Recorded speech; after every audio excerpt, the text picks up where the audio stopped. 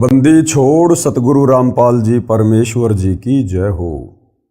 परम पिता परमात्मा सारी सृष्टि के रचनहार कुल मालिक असंख्य ब्रह्मांडों के स्वामी जगत गुरु तीनों लोकों में प्रवेश करके सबका धारण पोषण करने वाले राजाधिराज आत्माधार नाथों के नाथ देवों के देव महादेव सर्वेश्वर महेश्वर मृत्युंजय अजरो अमर आदि अनादि सनातनी प्रभु जगत पिता जगदीश्वर श्री श्री 1008 की उपाधि के वास्तविक अधिकारी अकाल मूरत शब्द स्वरूपी राम वासुदेव सर्वगतम ब्रह्म परम पूज्य प्रथम पूज्य परम संत परम पुरुष परम धनी परम दयालु सत्य कबीर हक्का कबीर अल्लाहु कबीर अल्लाहु अकबर बाखबर अल्लाह ताला जगत के तारणहार जगत के मुक्तिदाता जगत के जगन्नाथ हारे के सहारे हिंदुओं के राम मुसलमानों के अल्लाह सिखों के वाहिगुरु ईसाइयों के मसीह दया के सागर दया निधि करुणा के सागर करुणा निधि स्वयंभू परिभू संकट मोचन कष्ट हरण मंगल करण दुख भंजन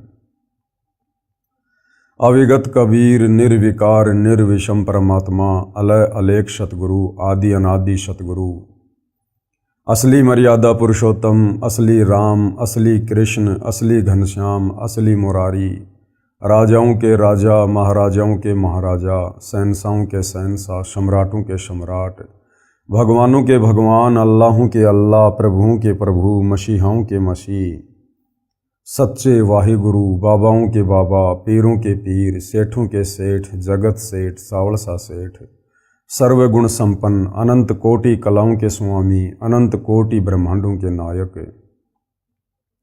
योगियों में महायोगी ध्यानियों में महाध्यानी सिद्धों में परम सिद्ध ज्ञानियों में तत्वज्ञानी ब्रह्म ज्ञानी महाज्ञानी परम ज्ञानी सर्वश्रेष्ठ ज्ञानी विज्ञानी युवा कबीर समर्थ कबीर असमवात अमित ओजा सच्चे रहनुमा करीम अल्लाह सुभान अल्लाह दुनिया के अंतिम पैगंबर 8 सितंबर 1951 से गांव धनाना जिला सोनीपत हरियाणा भारतवर्ष की पावन भूमि पे प्रकट रियल कल्कि भगवान श्री नारायण साकार हरि श्री बाबा साहेब नूर अनंत परमात्मा सच्चे दरवेश सच्चे बाखबर संत शिरोमणि सतगुरु रामपाल जी परमेश्वर जी के चरण कमल में आप और हम सभी भाई बहनों का अनंत कोटि दंडवत प्रणाम। सत्साई भाई और बहनों, बहुत बड़ी दया बहुत बड़ी मेहर पूज्य गुरुदेव भगवान की परमेश्वर रामपाल जी की जिनके शुभ आशीर्वाद से विशेष आशीर्वाद से उन्हीं के सत्संगों के संग्रह के ऊपर बन चुकी पवित्र आध्यात्मिक पुस्तक कबीर बड़ा या कृष्ण इसके ऊपर वीडियो बनाने की श्रृंखला जारी है।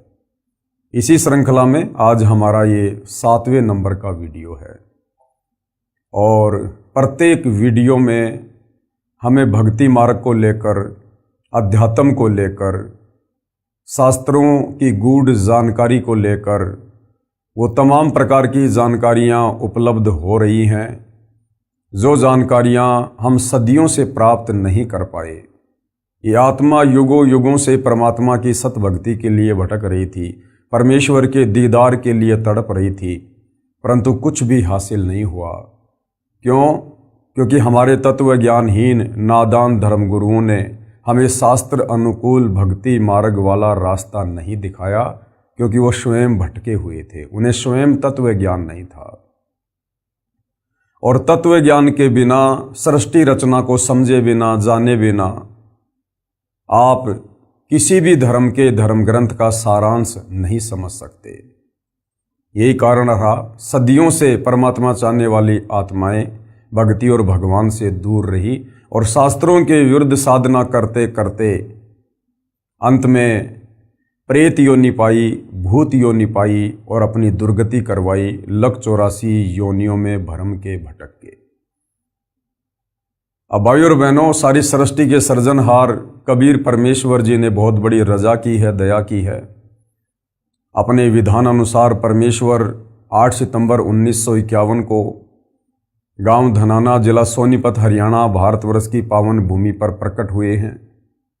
तत्वदर्शी संत की जगत गुरु की भूमिका कर रहे हैं और सन 1994 से हमें आध्यात्मिक ज्ञान दे रहे हैं, भक्ति मार्ग बता रहे हैं, और सन 2000 से सर्व धर्मों के धर्मशास्त्रों से गूढ़ ज्ञान, गूढ़ जानकारी हमें उपलब्ध करवा रहे हैं, हमें आत्म कल्याण का मार्ग दिखा रहे हैं। तो भाइयों और बहनों, ये जो पवित्र पुस्तक कबीर बड़ा या कृष्ण है, ये सर्व धर्मों के, सर्व धर्मशास्त्रों के ज्ञान से प्रमाणित है। विशेषकर हिंदू समाज के भाई बहनों के लिए ये पुस्तक किसी वरदान से कम नहीं है। यदि आपने दिल थामकर, धैर्य के साथ, रुचि लेकर, निष्पक्ष भाव से इस पवित्र पुस्तक कबीर बड़ा या कृष्ण को पढ़ लिया या इस पर बन रहे तमाम वीडियो देख लिए, आपको पता चलेगा कि वास्तव में वो एक सर्वशक्तिमान परमेश्वर कौन है, जिन्होंने सर्व ब्रह्मांडों की रचना की है, जिसके अधीन ये सभी दैवीय शक्तियां हैं। तो भाइयों और बहनों, हमारा जो टॉपिक है वो चल रहा है जनता की अदालत में। जनता की अदालत में शास्त्रों को लेकर, भक्ति और भगवान को लेकर विषय चालू है। कबीर जी की तरफ से उनके वकील हैं सतगुरु रामपाल जी। हालांकि कबीर परमेश्वर स्वयं ही अपने वकील होते हैं, लेकिन यहाँ पर भगत समाज को समझाने की दृष्टि से हम सतगुरु रामपाल जी को कबीर जी के वकील के रूप में पेश कर रहे हैं, जैसा कि इस पुस्तक में लिखा हुआ है। दूसरी तरफ श्री कृष्ण जी के वकील हैं हिंदू धर्म के तमाम आचार्य, शंकराचार्य, गुरुजन। और इस मुकदमे में जो जज है वो जनता है, क्योंकि जनता शिक्षित है, पढ़ी लिखी है, सर्वशास्त्र उपलब्ध हैं। जनता अपनी आंखों से सारे प्रमाण देखकर स्वयं निर्णय करेगी कि वास्तव में कबीर बड़ा या कृष्ण। मुकदमा क्या है? श्री कृष्ण जी के वकीलों ने, अर्थात हिंदू धर्म गुरुओं ने ये कहा है कि श्री कृष्ण अर्थात विष्णु ही सर्वशक्तिमान परमात्मा है। ये अविनाशी है, इनका जन्म और मरण नहीं होता है, इनके कोई माता पिता नहीं है, ये अजरो अमर है। और किसी भी हिंदू धर्म ग्रंथ में श्री कृष्ण उर्फ विष्णु से बढ़कर परमात्मा नहीं है, और इन्हीं की भक्ति करने का निर्देश है। दूसरी तरफ कबीर जी के वकील सतगुरु रामपाल जी का दावा है कि श्री कृष्ण जी के जितने भी वकील हैं, जितने भी धर्मगुरु हैं, ये सब झूठ बोल रहे हैं और समाज को भ्रमित कर रहे हैं। कबीर जी के वकील सतगुरु रामपाल जी का कहना है कि श्री कृष्ण अर्थात विष्णु अजरो अमर नहीं है, और किसी भी धर्मशास्त्र में श्री कृष्ण उर्फ विष्णु की पूजा करने का विधान नहीं है, ना वेदों में ना गीता में। और श्री कृष्ण उर्फ विष्णु के माता पिता हैं। इनकी माता का नाम देवी दुर्गा है और इनके पिता का नाम काल ब्रह्म है। और ये तीन भाई हैं, ब्रह्मा, विष्णु, महेश। और महाभारत के युद्ध में गीता का ज्ञान श्री कृष्ण जी ने नहीं बोला, अपितु श्री कृष्ण जी के शरीर में प्रेत की भांति प्रवेश करके इस काल ब्रह्म ने गीता का ज्ञान दिया। और भाइयों और बहनों, हमने वीडियो नंबर 5 में देखा कि जनता की अदालत में, जनता के सामने कबीर जी के वकील सतगुरु रामपाल जी ने हिंदू धर्मशास्त्रों से ही प्रमाणित कर दिया कि वास्तव में श्री कृष्ण जी के वकील अर्थात तमाम हिंदू धर्म गुरु गलत हैं, इन्हें अपने शास्त्रों का भी ज्ञान नहीं है। और कबीर जी को सर्वश्रेष्ठ, सर्वशक्तिमान, सर्व ब्रह्मांडों के रचयिता साबित किया। साथ में वीडियो नंबर 6 में सतगुरु रामपाल जी ने बताया कि जितने भी हिंदू धर्मगुरु हैं जिन्होंने गीता जी का अनुवाद किया है, उन्होंने अनुवाद करने में भी त्रुटि की है, गफलत की है। गीता अध्याय 18 श्लोक 66 में एक वर्ज शब्द है जिसका अर्थ है जाना, किंतु सर्व गीता अनुवादकों ने उसका अर्थ किया है आना। उन्होंने अर्थ का अनर्थ किया है, गीता के श्लोक का भावार्थ ही बदल दिया है अपनी तत्व ज्ञानहीनता के चलते। आज भाइयों और बहनों, जनता की अदालत में ये 7वें नंबर का वीडियो है।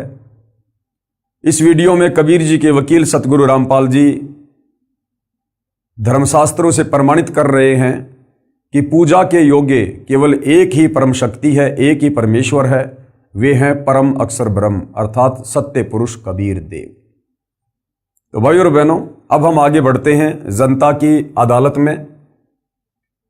और कबीर जी के वकील सतगुरु रामपाल जी कह रहे हैं कि परम अक्षर ब्रह्म की भक्ति से पूर्ण मोक्ष होगा। श्री कृष्ण जी की भक्ति से अर्थात ब्रह्मा विष्णु महेश की भक्ति से, देवी देवताओं की भक्ति से, देवी दुर्गा की भक्ति से और काल ब्रह्म की भक्ति से भी पूर्ण मोक्ष नहीं है। साधक यहीं पर जन्म और मरण में रहेगा, लक 84 योनियों में भटकेगा, नरक का कष्ट भी भोगेगा, तपतशिला की पीड़ा भी भोगेगा। यदि जन्म मरण से छुटकारा चाहिए तो जो साधना हमारे धर्मशास्त्रों में वर्णित है, उस साधना के अनुसार साधक ने परम अक्षर ब्रह्म यानी कबीर देव की पूजा करनी पड़ेगी। उनकी भक्ति से ही हम परम शांति और शाश्वत स्थान सतलोक को प्राप्त करेंगे। तो किस प्रकार से सतगुरु रामपाल जी प्रमाणित कर रहे हैं? परम अक्षर ब्रह्म अर्थात कबीर परमेश्वर की भक्ति से पूर्ण मोक्ष होता है। और क्या कुछ कहा जा रहा है? काल ब्रह्म व देवताओं की भक्ति करके भी जीव का जन्म मरण का चक्कर समाप्त नहीं होता, क्योंकि ये स्वयं जन्म व मृत्यु के चक्कर में है। काल ब्रह्म यानी 21 ब्रह्मांड का स्वामी, ज्योति निरंजन, दुर्गा का पति, ब्रह्मा विष्णु महेश का पिता। इस काल ब्रह्म की भक्ति से, देवी दुर्गा की भक्ति से, अन्य देवताओं की भक्ति से जन्म मरण का कष्ट समाप्त नहीं होगा, क्योंकि ये खुद जन्म और मरण में है। गीता ज्ञानदाता ने गीता अध्याय 2 श्लोक 12, गीता अध्याय 10 श्लोक 2, गीता अध्याय 4 श्लोक 5 और 9 में खुद अपने जन्म और मृत्यु को स्वीकार किया है। तो इनकी भक्ति करने से साधक का जन्म मरण का चक्कर समाप्त नहीं हो सकता। संत गरीबदास जी ने परमेश्वर कबीर जी से प्राप्त ज्ञान को इस प्रकार बताया है। आदरणीय गरीबदास जी कौन थे? ये गांव छुडानी, जिला झज्जर, हरियाणा में हुए हैं लगभग 300 वर्ष पहले। इन्हें कबीर परमेश्वर सतलोक से चलकर गांव छुडानी के खेतों में मिले थे। इनकी आत्मा को शरीर से निकालकर सतलोक लेकर गए थे। इनका ज्ञान योग खोला, इन्हें सतलोक के सुखों से परिचित करवाया और 21 ब्रह्मांड में जितनी भी दैवीय शक्तियां हैं उन सब की स्थिति से परिचित करवाया। उसके बाद आदरणीय गरीबदास जी ने 24,000 वाणियों युक्त अमर ग्रंथ की रचना करवाई, जिसे सदग्रंथ साहिब भी कहते हैं, जिसे 5वां वेद सूक्ष्म वेद भी कहते हैं।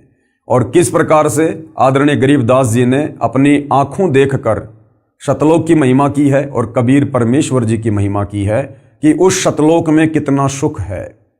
और कबीर परमेश्वर की भक्ति से ही पूर्ण मोक्ष होता है। संत गरीबदास जी गांव छुडानी, हरियाणा की अमृतवाणी। तो आदरणीय गरीबदास जी क्या कह रहे हैं? मन तू चल रे सुख के सागर, जहां शब्द सिंधु रत्नागर। अपने ऊपर लेकर कह रहे हैं आप और हमें समझाने के लिए कि ऐ मेरे मन, इस काल के 21 ब्रह्मांड में क्यों धक्के खा रहा है? उस सुख सागर सतलोक में चल, जहां शब्द सिंधु रत्नागर। सिंधु यानी समुद्र, समुद्र में जाने के बाद चारों तरफ जल ही जल दिखाई देता है।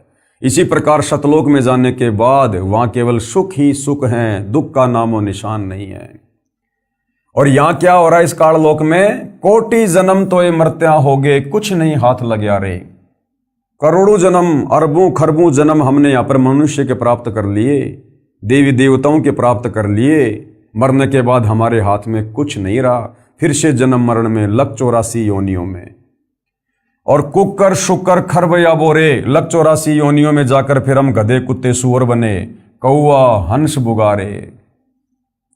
फिर कह रहे हैं कोटि जन्म तू राजा के न्या और मिटी न मन की आशा। आदरणीय गरीबदास जी क्या कह रहे हैं? भाई करोड़ों बार तू राजा के जन्म प्राप्त कर चुका है, लेकिन फिर भी तेरी इच्छाओं का अंत नहीं हुआ। करोड़ों बार। अब भाई और बहनों विचार करो, हम कब से सतलोक से बिछोड़कर इस काल के लोक में सजा भोग रहे हैं, कष्ट भोग रहे हैं। आदरणीय गरीबदास जी कह रहे हैं कोटि जन्म तू राजा की न्या मिटी न मन की आशा। भाई और बहनों, एक साधारण मनुष्य जन्म हमें उस समय मिलता है जब हम लक 84 योनि का एक चक्कर काट लेते हैं।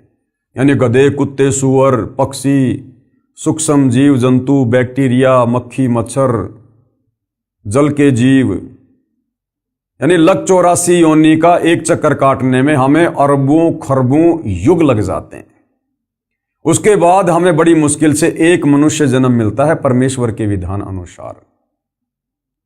अब भाइयों और बहनों, करोड़ों मनुष्य जन्म जब हमें इस प्रकार से मिल जाते हैं, उसके बाद कहीं जाकर हमें एक उस मनुष्य जन्म में राजा का जन्म मिलता है।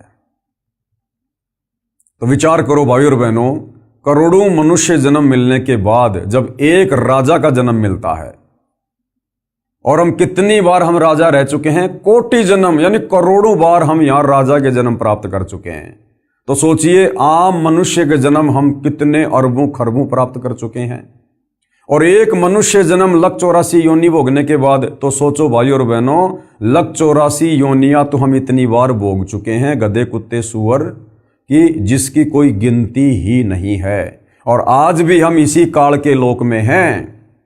आज हमें गुरुदेव ने केवल मौका दिया है, मौका संभलने का, सुधरने का, अपनी भूल सुधार करने का, वापस सतलोक जाने का, भक्ति करने का।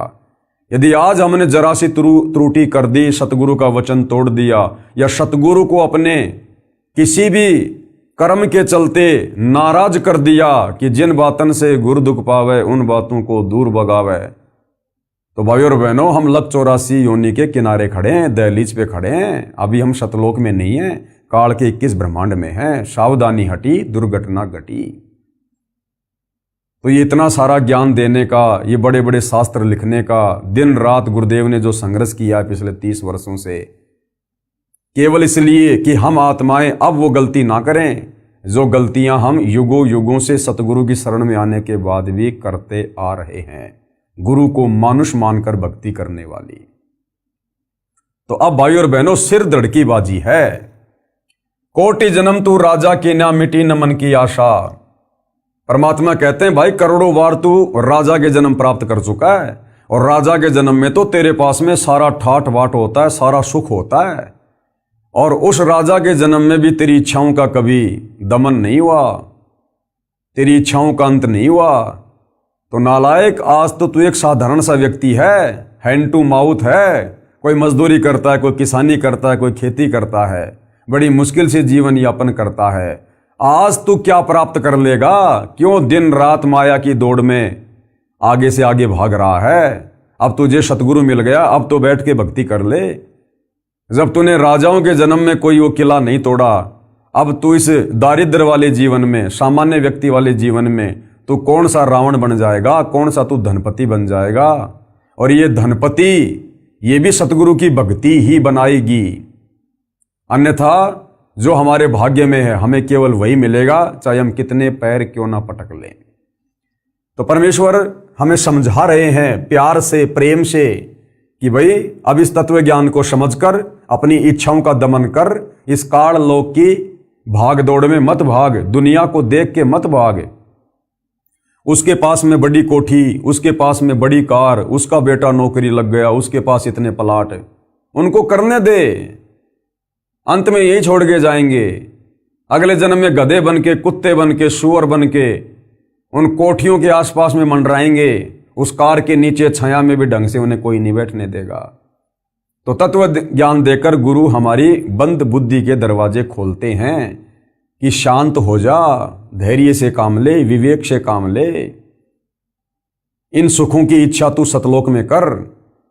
यहां के तो सुख सारे थोथे हैं, जैसे एक नमक की बोरी और एक खांड की बोरी, दोनों का रंग सेम, दोनों का रंग बिल्कुल सेम, लेकिन नमक कितना खारा होता है और खांड कितनी मीठी होती है। तो ऐसी सृष्टि सतलोक में है, लेकिन वहां सब कुछ नूर से बना हुआ है। वहां की धरती नूर की है, वहां के इंसान नूर के हैं, वहां सर्व सुख हैं, सारी भोग विलास की वस्तुएं हैं। यहाँ की तरह वहाँ लड़ाई झगड़ा, राग द्वेष, ईर्ष्या, छल कपट, चोरी जारी, रिश्वत, धक्का मुक्की, धोखाधड़ी ये नहीं है। तो परमेश्वर हमें वहाँ ले जाना चाहते हैं, ये ज्ञान समझाकर। कोटि जन्म तू राजा की ना मिटी न मन की आशा, और भिक्षुक होकर दर दर हांड्या मिला ना निर्गुण रासा। और बहुत सारे जन्मों में तू साधु संत बनकर भगत बनकर तूने परमात्मा प्राप्ति के लिए भी कठिन प्रयत्न किए, लेकिन तुझे वो निर्गुण रासा अर्थात मोक्ष मार्ग नहीं मिला। अब मिला है तो अब तू गफलत कर रहा है, तो फिर भाई कैसे बात बनेगी। फिर क्या कह रहे हैं आदरणीय गरीबदास जी, इंद्र कुबेर ईश की पदवी और ब्रह्मा वरुण धर्मराया, विष्णुनाथ के लोक को जाकर तू बहुर वापस आया। कि हे मन, ये काल जब तू मनुष्य जन्म प्राप्त करता है तो तेरे 3 इंजेक्शन लगवा देता है, रजगुण ब्रह्मा का, सतगुण विष्णु का, तमगुण शंकर का, और तू अपनी तमाम याददाश्त को खो बैठता है कि मैं पूर्व जन्म में क्या था, कहाँ था, मैं राजा भी रह चुका हूं, मैं देवता भी रह चुका हूं, मैं ब्रह्मा विष्णु महेश के पद को भी प्राप्त कर चुका हूं। तो अब हमें सतगुरु याद दिला रहे हैं कि हे मन, तू देवताओं का राजा इंद्र भी रह चुका है, तू धन का देवता कुबेर भी रह चुका है, और ईश की पदवी यानी ब्रह्मा विष्णु महेश के पद भी तू प्राप्त कर चुका है। ब्रह्मा वरुण धर्मराया और विष्णुनाथ के पुर को जाकर और विष्णु भगवान के लोक में जाकर भी तू वापस आ चुका है, बहुर अपूठा आया। यानी तूने इस मनुष्य जन्म में इस पृथ्वी पर भक्ति करके काल की, या कभी सतगुरु आए उनसे उपदेश लेकर टूटी फूटी भक्ति की, बीच में छोड़ दी, उस भक्ति के प्रतिफल में तू ऊपर के लोकों में देवपद भी प्राप्त कर चुका है, लेकिन फिर भी तेरी इच्छाओं का अंत नहीं हुआ, तुझे वो परमात्मा नहीं मिला, तुझे वो भक्ति मार्ग नहीं मिला जो तुझे पूर्ण मोक्ष प्रदान करवा दे, और यदि मिला तो उस पर तू नहीं रुक पाया। तो कहने का मतलब है कि अब तुझे मौका मिला है, अब तुझे परमात्मा ने फिर से सुअवसर दिया है, तेरे ऊपर मेहरबान हुए हैं, अब इस मौके को मत चूक, इस ज्ञान को आधार बना। फिर क्या कह रहे हैं, असंख्य जन्म तो ये मरत्या होगे, जीवित क्यों ना मरे रे, और 12 मध्य महल मठ बोरे, बहुर ना दे धरे रे। गरीबदास जी कह रहे हैं असंख्य जन्म तो ये मरते होंगे और जीवित क्यों ना मरे रे, कि हर बार तू मनुष्य जन्म प्राप्त करता है, हर बार तेरी मृत्यु होती है, और तेरा जोड़ा जाड़ा धन, तेरा परिवार, तेरी संपत्ति यहीं पर रह जाती है, तू हाय हाय करता हुआ मर जाता है। यहीं पर किसी न किसी धन में, बेटा में, बेटी में, पोता में, पोती में तेरी आस्था रह जाती है, और तू यहीं पर वापस गधा कुत्ता शुअर बनकर घूमता रहता है। अब गरीबदास जी कह रहे हैं भैया तुझे तत्व ज्ञान मिल गया, तुझे सतगुरु मिल गया, अब तू जीवित मरना सीख ले।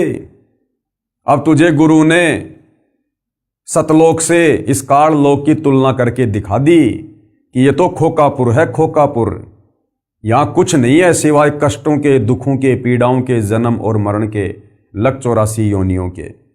तो अब तू जीवित मर जा, यानी इस काल लोक की किसी भी वस्तु की डिमांड अपने हृदय में मत रख, अपने सतगुरु से मत कर।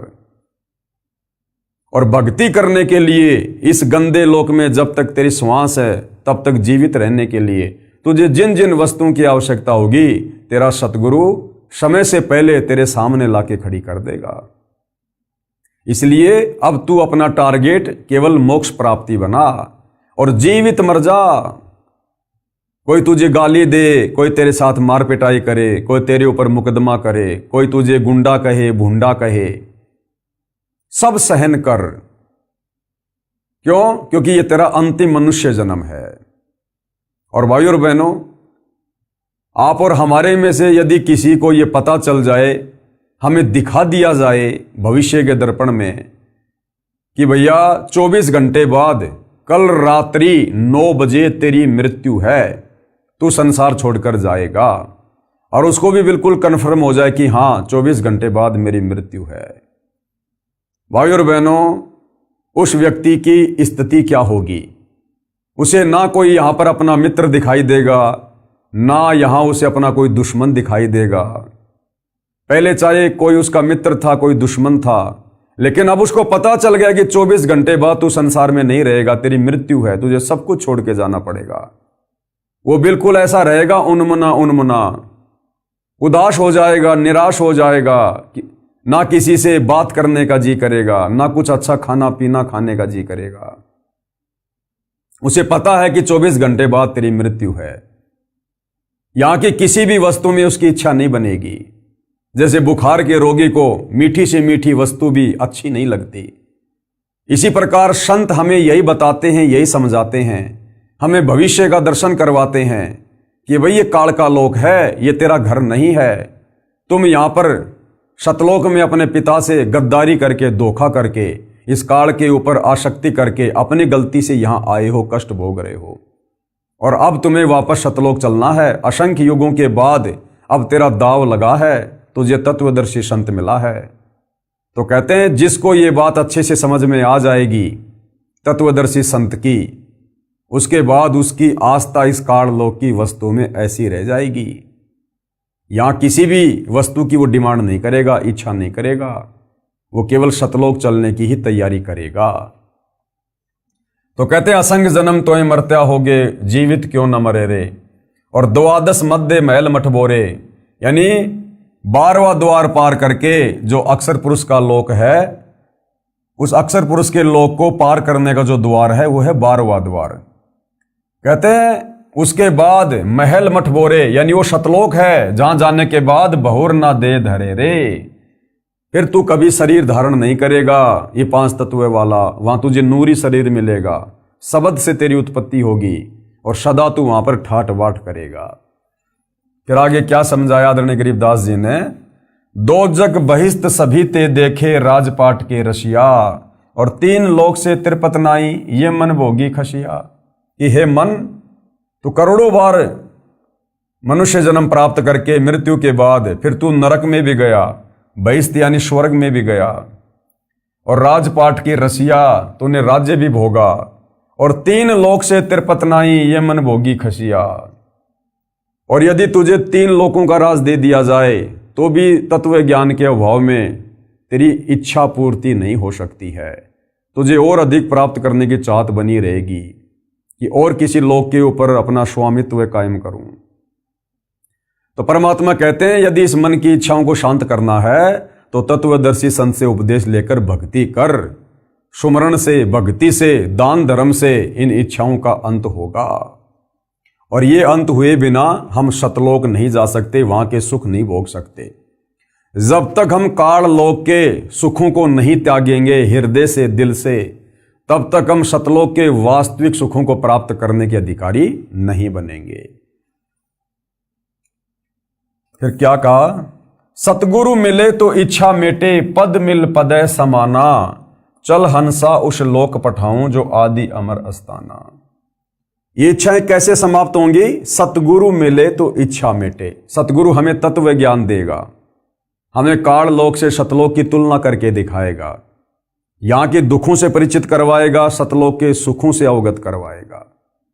जो जो महापुरुष सतलोक में जाकर आए हैं हमें उनकी जीवनी से परिचित करवाएगा, और तत्व ज्ञान सुनकर सतगुरु के द्वारा दी गई भक्ति करके, भक्ति की शक्ति से और ज्ञान से इस काल लोक से हमारी इच्छाएं हटेंगी, सतलोक में हमारी सुरती लगेगी। तो सतगुरु मिलेगा तो काल लोक की इच्छाओं से हमारे मन को हटाएगा, और पद मिल पदय समाना, और सतगुरु हमें जो भक्ति की जो वो पद्धति देगा, वे ऑफ वर्शिप बताएगा। जब उस भक्ति को हम मन लगाकर करेंगे, मर्यादा में रहकर करेंगे, तो पद मिल पदय समाना, यानी हम उस अमर पद में समा जाएंगे, उस परम पद में चले जाएंगे, सतलोक में चले जाएंगे, वास्तविक उस धाम में चले जाएंगे। चल हंसा उस लोक पठाऊं जो आदि अमर अस्ताना, वो अविनाशी लोक है, वो कभी विनाश में नहीं आता, सदा रहने वाला है, सतलोक। फिर क्या बताया वहां पर कितने सुख हैं भाई? 4 मुक्ति जहां चंपी करती माया हो रही दासी, और दास गरीब अभय पद पर से मिलय राम अविनाशी। वहां क्या होगा? 4 मुक्ति जहां चंपी करती, चंपी करना होता है जैसे पैरों को चंपी करना, दबाना हल्के हल्के, उसको कहते हैं चंपी करना।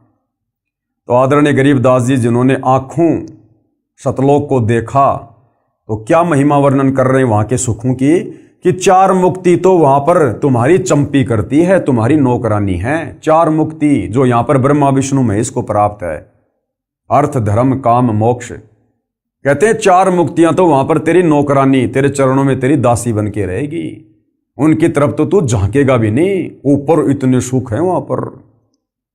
यहां ब्रह्मा विष्णु महेश को जो सुख प्राप्त हैं, जो सिद्धियां रिद्धियां प्राप्त हैं, सतलोक में तो तेरे चरणों में पड़ी रहेंगी, उनकी तरफ तो तू देखेगा भी नहीं। वहां इतने ठाट बाट हैं, इतने सुख हैं। अरे जिसके बाप ने अपने बेटे को एरोप्लेन लाके दे दी, वो साइकिल की तरफ देखता भी नहीं।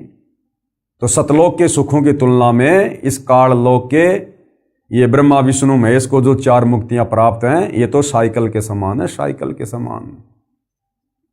4 मुक्ति जहां चंपी करती माया होरी दासी, और दास गरीब अभय पद पर से। गरीब दास जी कह रहे हैं तुम उस अभय पद को, जहां जाने के बाद कोई डर नहीं, कोई भय नहीं, तुम उसको प्राप्त हो जाओगे। और फिर क्या होगा?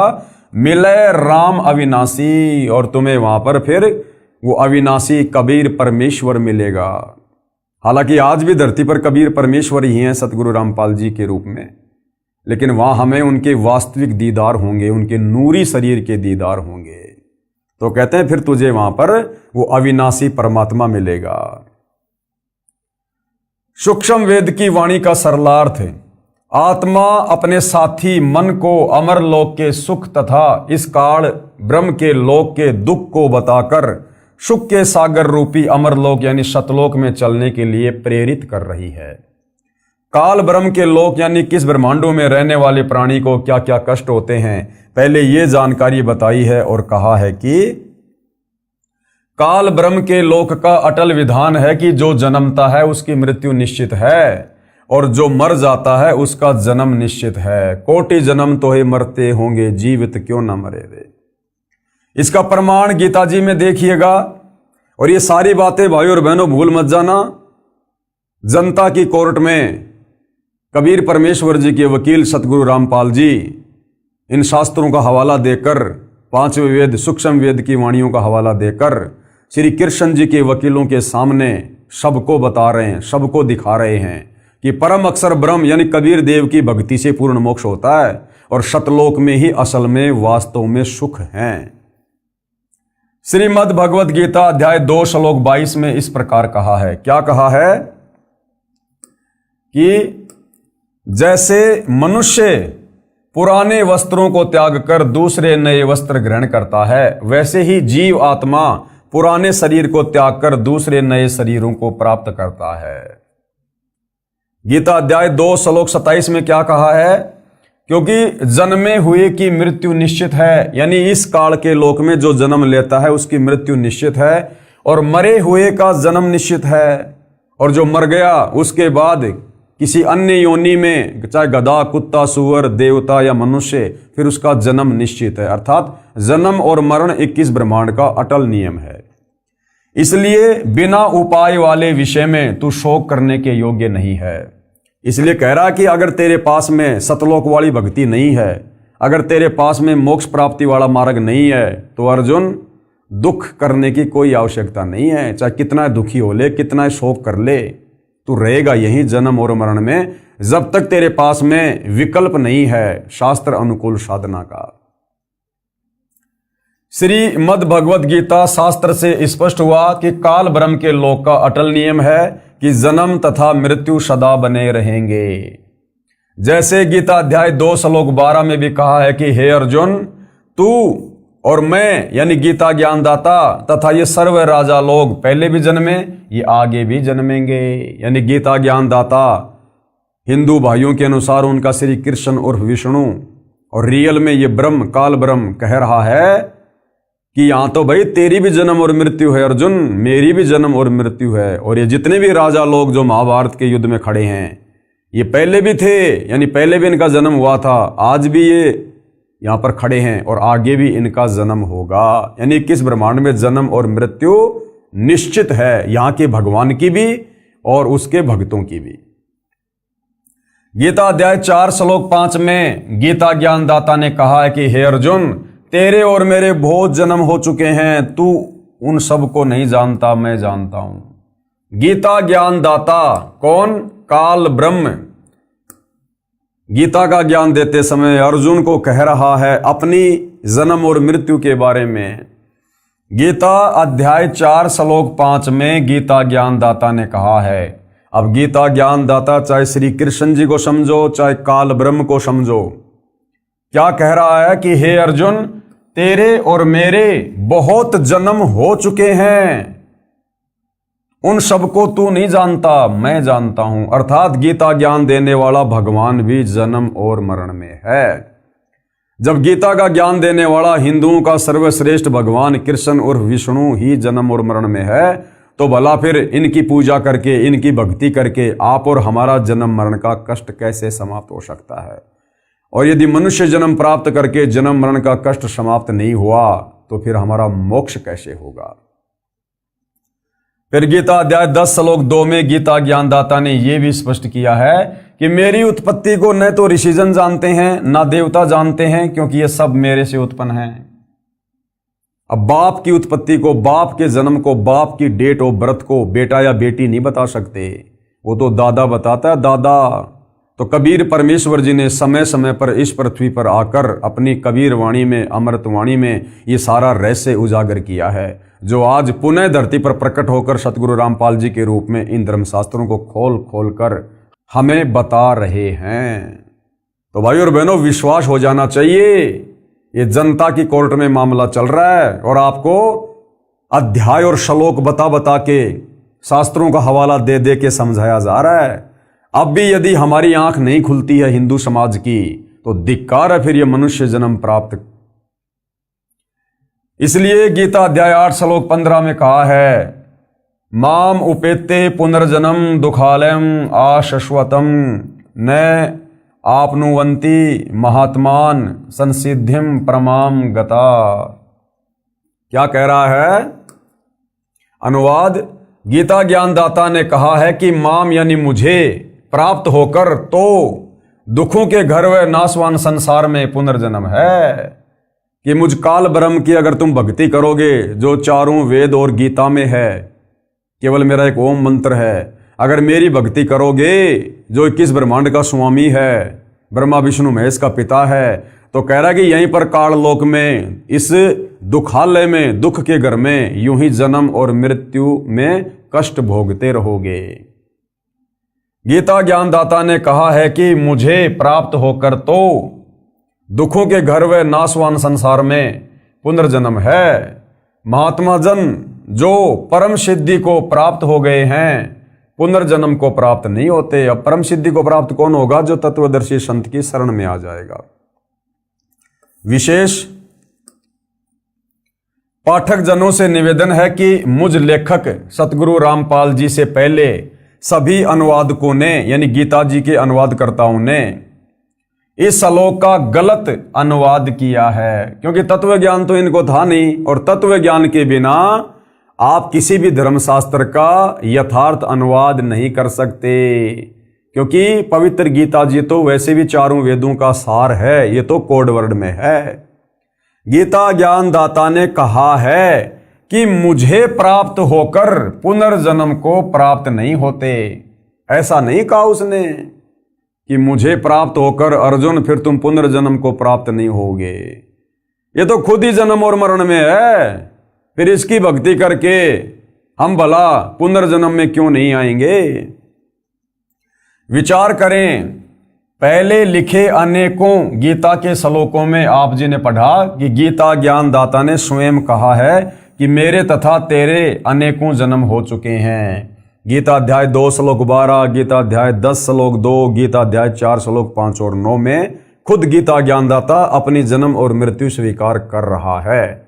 जब ये पहले के श्लोकों में अपनी जन्म और मृत्यु स्वीकार कर रहा है, तो फिर आगे भला इस श्लोक में ये कैसे कह सकता है कि मुझे प्राप्त होकर फिर पुनर्जन्म नहीं होता? फिर भी इस श्लोक का ये अर्थ करना कि मुझे प्राप्त महात्मा का पुनर्जन्म नहीं होता, गीता की यथार्थता के साथ खिलवाड़ करना तथा अर्थों का अनर्थ करना मात्र है।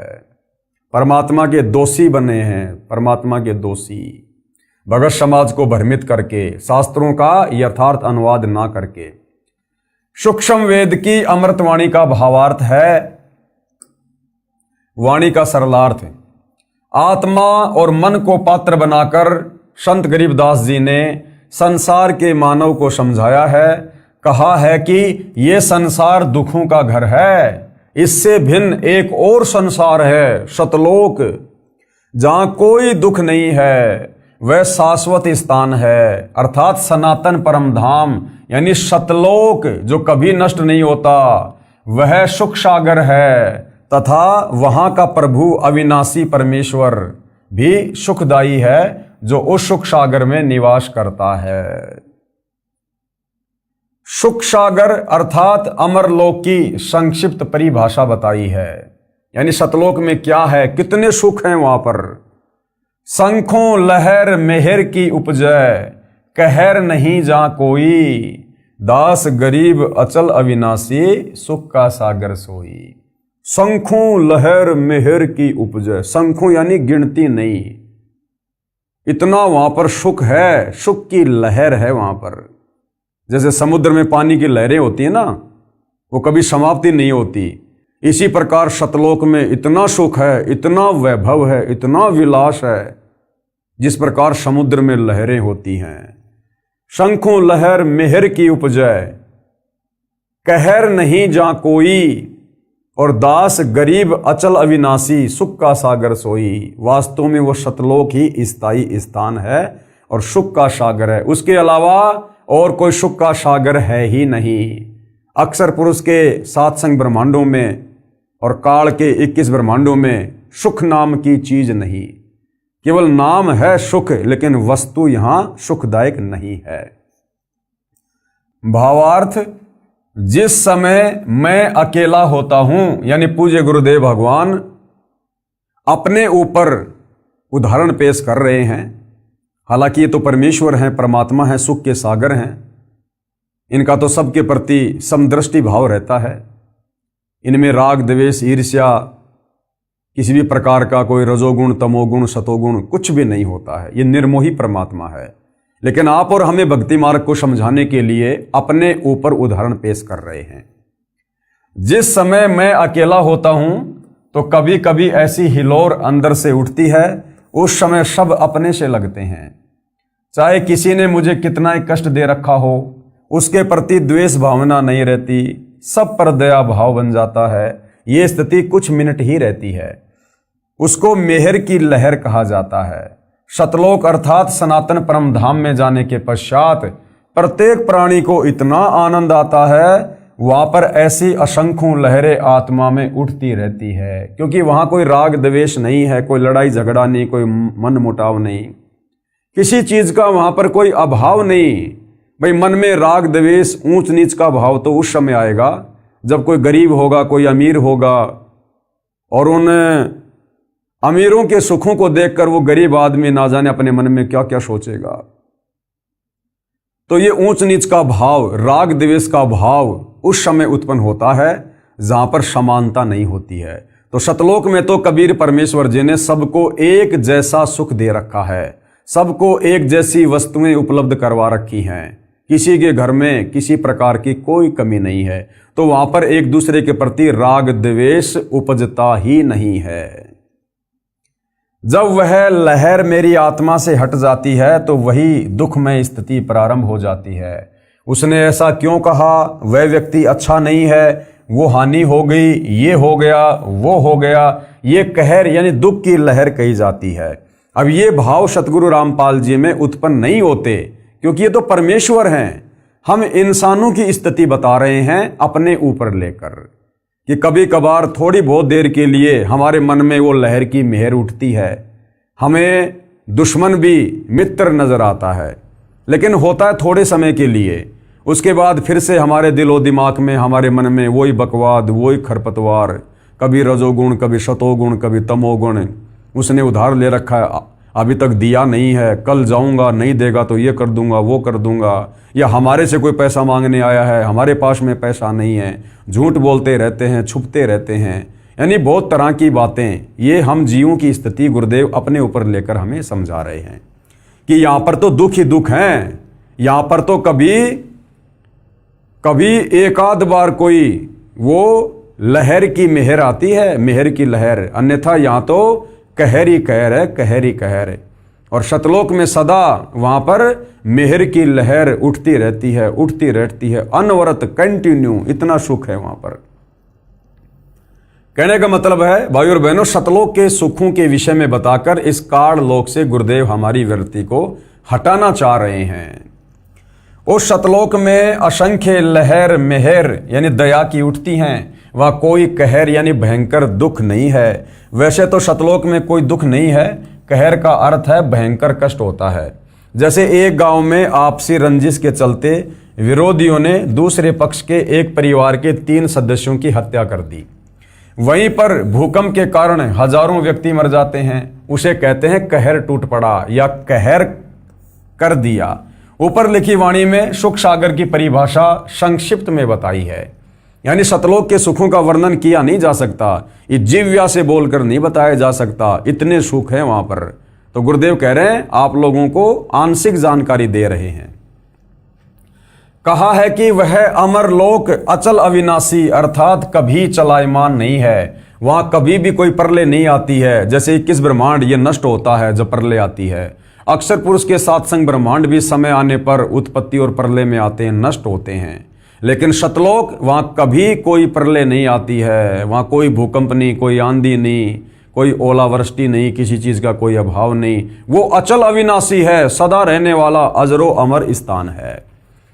सतलोक कभी ध्वस्त नहीं होता तथा वहां रहने वाला परमेश्वर अविनाशी है।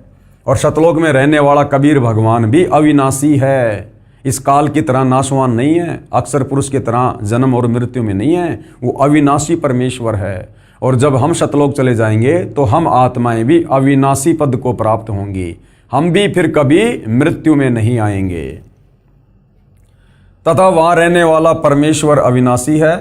वह स्थान तथा परमेश्वर सुख का समुद्र है। जैसे समुद्री जहाज बंदरगाह के किनारे से 100 या 200 किलोमीटर दूर चला जाता है तो जहाज के यात्रियों को जल अर्थात समुद्र के अतिरिक्त कुछ भी दिखाई नहीं देता, सब और जल ही जल नजर आता है। इसी प्रकार सतलोक में सुख के अतिरिक्त कुछ भी नहीं है, अर्थात वहां कोई दुख किसी भी प्रकार का नहीं है। तो भाई और बहनों, इतना सुंदर लोक, इतना अच्छा लोक, जिसको हम नालायक अपनी नालायकी के चलते इस काल बलि के चक्कर में आकर छोड़कर आ गए हैं और यहाँ पर हम कहर पे कहर भोग रहे हैं। अब फिर से आप और हमारे ऊपर रजा हुई है, दया हुई है, दीन दयाल परमात्मा सतलोक से चलकर संत रूप में आए हैं। तो भाई और बहनों, अब हमने इस शु अवसर को हाथ से गंवाना नहीं है। अब पूर्व में लिखी वाणी का सरलार्थ किया जाता है। मन तू चल रे सुख के सागर, जहां शब्द सिंधु रत्नागर, कोटि जन्म तोए भरमत होगे, कुछ नहीं हाथ लग्या रे, कुकर शुकर खरबया बोरे, कौआ हंस बुगारे। क्या अनुवाद किया गुरुदेव ने? परमेश्वर कबीर जी ने अपनी अच्छी आत्मा संत गरीबदास जी को सूक्ष्म वेद समझाया।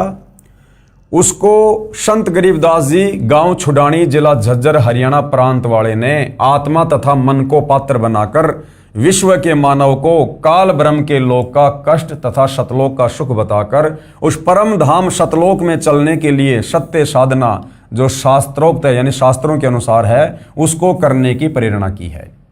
मन तू चल रे सुख के सागर अर्थात हे मन तू चल रे सुख के सागर अर्थात हे मन तू सनातन परम धाम में चल। शब्द को अविनाशी अर्थ दिया है क्योंकि शब्द नष्ट नहीं होता, इसलिए शब्द का अर्थ अविनाशीपन से है कि वह स्थान अमरत्व का सिंधु अर्थात सागर है और मोक्ष रूपी रतन का आगार अर्थात खान है। इस काल ब्रह्म के लोक में आप जी ने भक्ति भी की, परंतु शास्त्र अनुकूल साधना बताने वाले तत्वदर्शी संत न मिलने के कारण आप करोड़ों जन्मों से भटक रहे हैं। कोटि जन्म तो ये भ्रमित होगे, कुछ ने हाथ लग्या रे। करोड़ों अरबों रुपए संग्रह करने में पूरा जीवन लगा देते हो, अचानक मृत्यु हो जाती है। वह जोड़ा हुआ धन जो आपके पूर्व के संस्कारों से प्राप्त हुआ था उसे छोड़कर संसार से चला गया। उस धन के संग्रह करने में जो पाप किए वे आप जी के साथ गए। आप जी ने उस मानव जीवन में तत्वदर्शी संत से दीक्षा लेकर शास्त्र विधि अनुसार भक्ति की साधना नहीं की, जिस कारण से आपको कुछ हाथ नहीं आया। पूर्व के पुण्यों के बदले धन ले लिया, यानी पहले किसी मनुष्य जन्म में हमने जैसी भक्ति साधना दान धर्म किया उसका प्रतिफल हमें अगले मनुष्य जन्म में मिल गया, लेकिन उसको भी अंत में हम मृत्यु के बाद यहीं पर छोड़ के चले जाते हैं खाली हाथ। वो धन यहीं रह गया, आपको कुछ भी नहीं मिला। आपको मिले धन संग्रह तथा भक्ति शास्त्र अनुकूल न करने के पाप। क्या मिला हमारे को? आपको मिले धन संग्रह तथा भक्ति शास्त्र अनुकूल न करने के पाप, यानी हमने धन को संग्रह करने में, अब भाई और बहनों एक राजा होता है, अब राजा धन संग्रह करने में कितना पाप करता है, दूसरे राजा के ऊपर चढ़ाई कर देता है, लाखों हजारों सैनिकों को मरवा देता है, केवल धन प्राप्ति के लिए, राज्य प्राप्ति के लिए, जमीन प्राप्ति के लिए। जनता के ऊपर तरह तरह के टैक्स लगा देता है, जनता बेचारी कितनी परेशान हो जाती है, दुखी हो जाती है, राजा को बद्दुआ देती है, गालियां देती है, आत्मा दुखी होती है उनकी जब उनके साथ में न्याय नहीं होता है। तो धन जमा करने में हमने जो पाप कमाए वो पाप मृत्यु के बाद हमारे साथ जाते हैं, और साथ में मनुष्य जन्म प्राप्त करके, जो मनुष्य जन्म शास्त्र अनुकूल साधना करके मोक्ष प्राप्ति के लिए मिला था, लेकिन तत्वदर्शी संत ना मिलने के चलते, शास्त्रों के विरुद्ध परंपरागत साधना करने के चलते जो हमने पाप किए, क्योंकि शास्त्र अनुकूल साधना सबसे बड़ा अपराध है, तो शास्त्र विरुद्ध साधना करके परमेश्वर को दुखी करके मनुष्य जन्म को बर्बाद करके हमने जो पाप कमाए, फिर अंत में शरीर छूटने के बाद वो पाप हमारे साथ जाएंगे।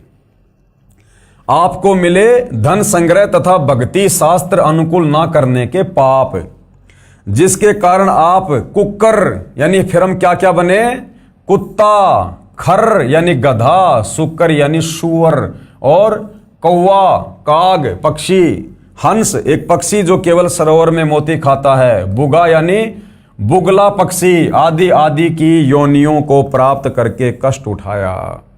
तत्वदर्शी संत ना मिलने के कारण ये आत्मा इतने कष्ट उठाती है काललोक में।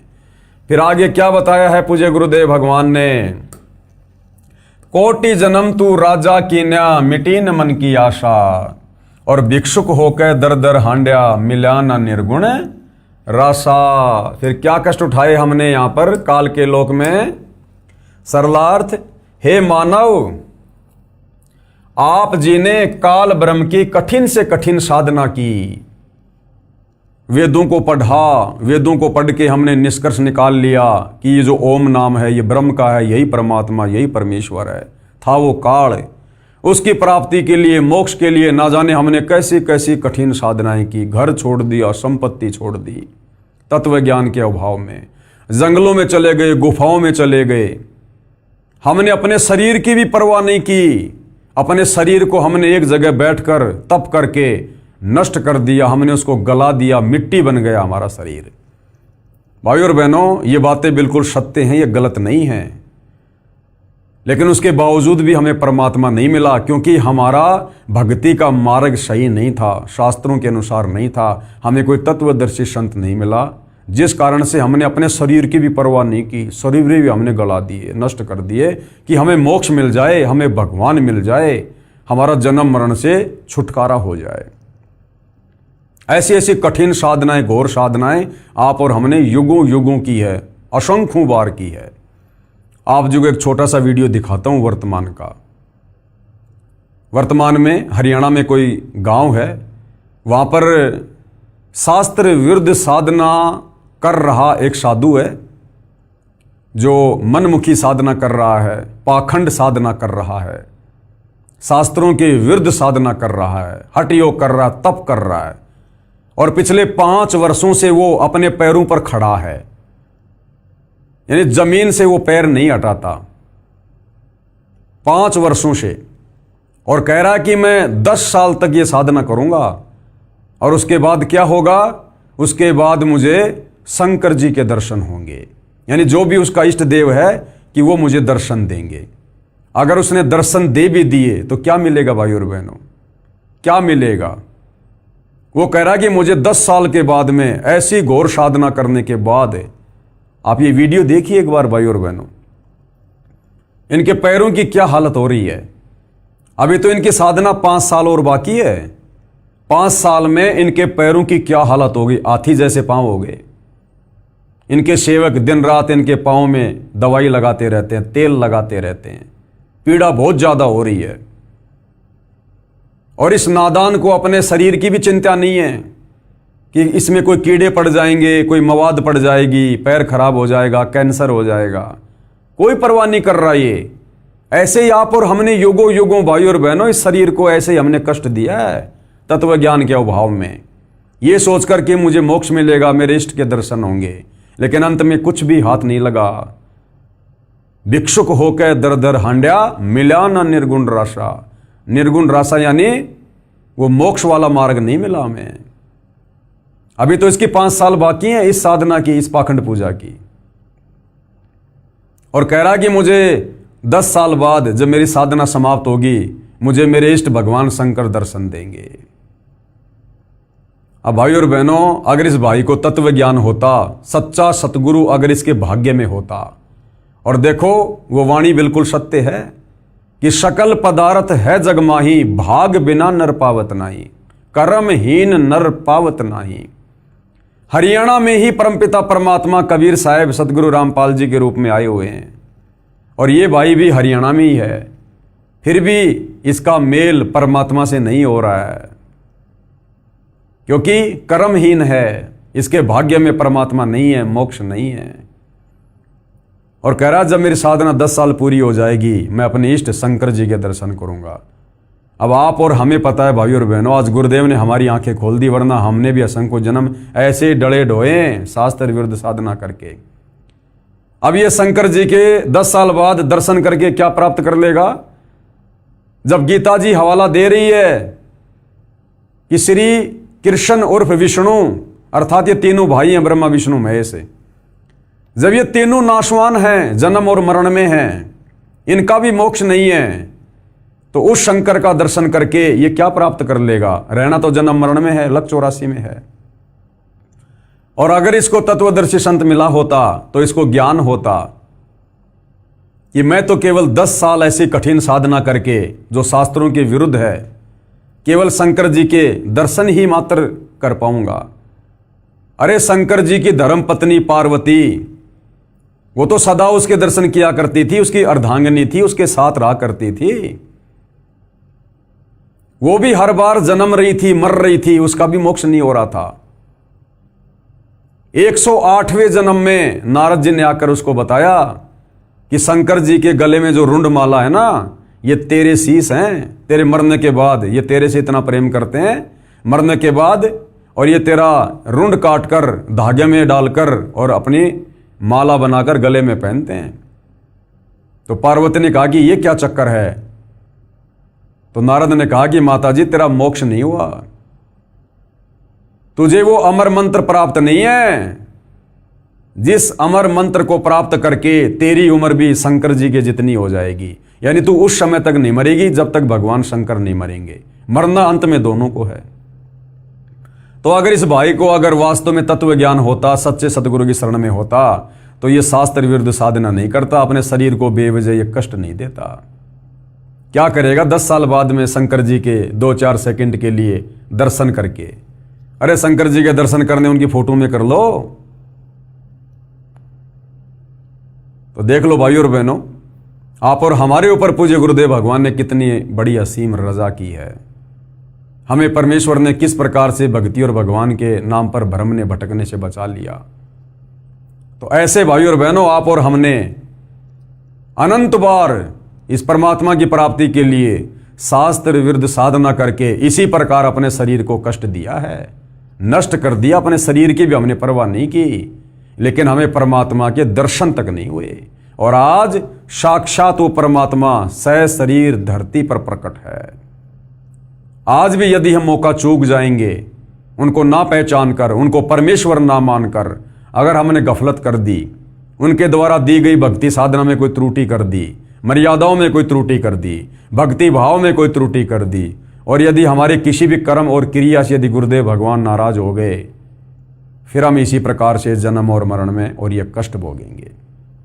तो आज हमने इस मौके को चूकना नहीं है।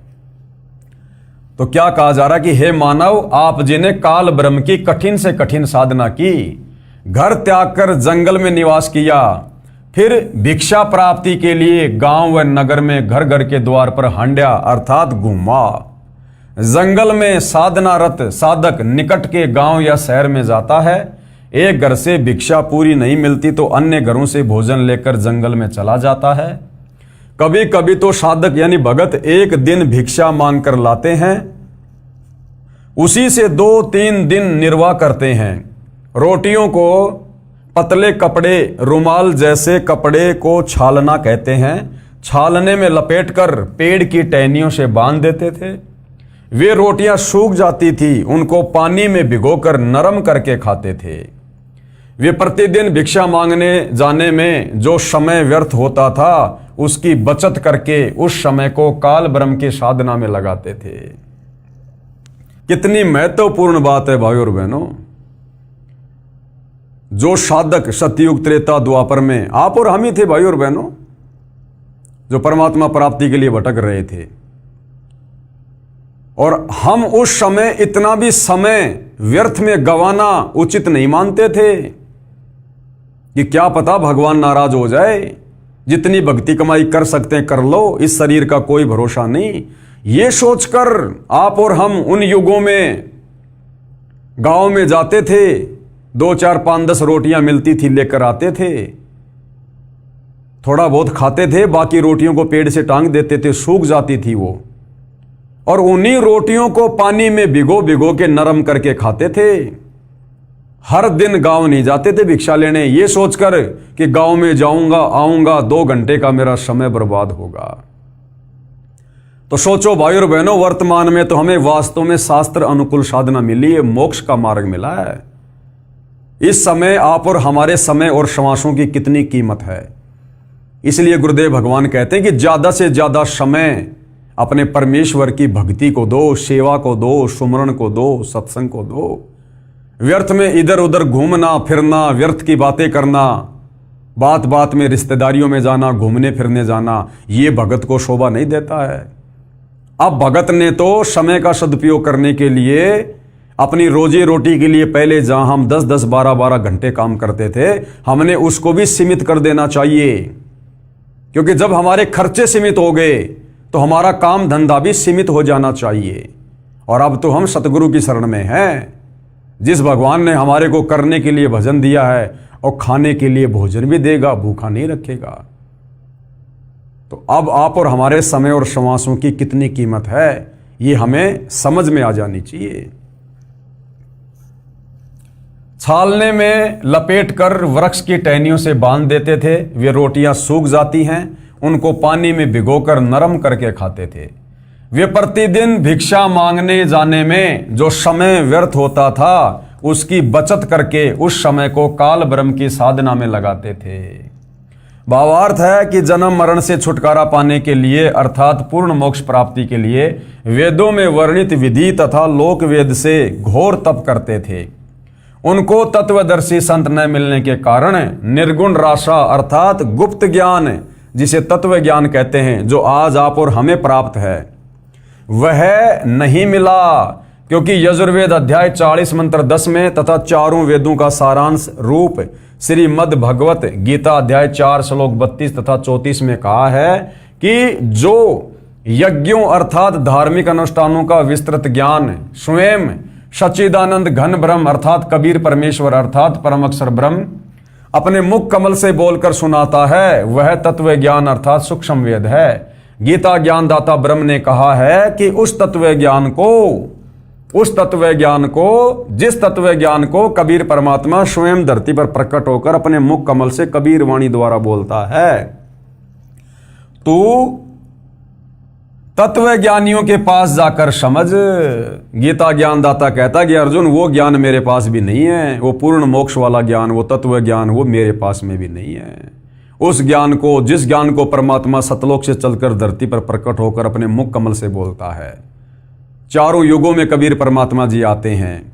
सतयुग में सतसुकृत ऋषि के नाम से इसी प्रकार से अपनी वाणी द्वारा ज्ञान बोलते हैं, तत्व ज्ञान का प्रचार करते हैं। त्रेता युग में मुनिंद्र ऋषि के नाम से, द्वापर में करुणा में ऋषि के नाम से और कलयुग में कबीर नाम से आए और अपने तत्व ज्ञान को अपनी कबीर वाणी द्वारा बोला, साधु संतों ने लिपिबद्ध किया।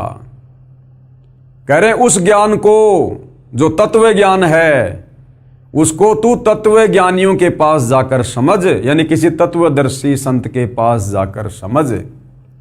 तू तत्व ज्ञानियों के पास जाकर समझ, उनको दंडवत प्रणाम करने से, नम्रता पूर्वक प्रश्न करने से वे परमात्म तत्व को भली भांति जानने वाले तत्वदर्शी संत तुझे तत्व ज्ञान का उपदेश करेंगे। और वो तत्व ज्ञान भाइयों और बहनों वर्तमान में कितना सुलभ हो गया, क्योंकि ये भक्ति युग है। परमात्मा ने भंडार खोल दिया। ये पवित्र पुस्तक कृष्ण बड़ा या कबीर, इसमें वही तत्व ज्ञान आप भाई बहनों को बताया जा रहा है जो तत्व ज्ञान परमात्मा चारों युगों में आकर देते हैं। जो तत्व ज्ञान अब सतगुरु रामपाल जी के रूप में वही कबीर परमात्मा सर्व परमात्मा चाहने वाली आत्माओं को मुफ्त में, फ्री में, निःशुल्क दे रहे हैं।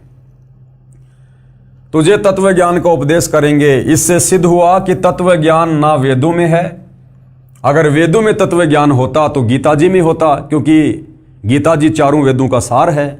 और गीता जी में तत्व ज्ञान होता तो गीता ज्ञानदाता के पास होता। लेकिन गीता ज्ञानदाता कह रहा भैया मेरे पास भी वो तत्व ज्ञान नहीं है, वो तो तत्वदर्शी संत के पास मिलेगा। तो आज इस पृथ्वी पर वो तत्व ज्ञान, वो मोक्ष का पूर्ण मार्ग केवल सतगुरु रामपाल जी के पास है। इससे सिद्ध हुआ कि तत्व ज्ञान ना तो वेदों में है और ना ही गीता में है। यदि होता तो एक अध्याय और बोल देता, कह देता कि तत्व ज्ञान उस अध्याय में पढ़ लो।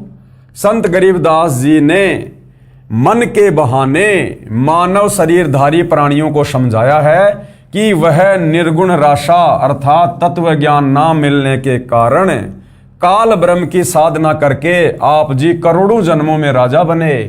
कोटि जन्म तू राजा की न्या, मिटी न मन की आशा।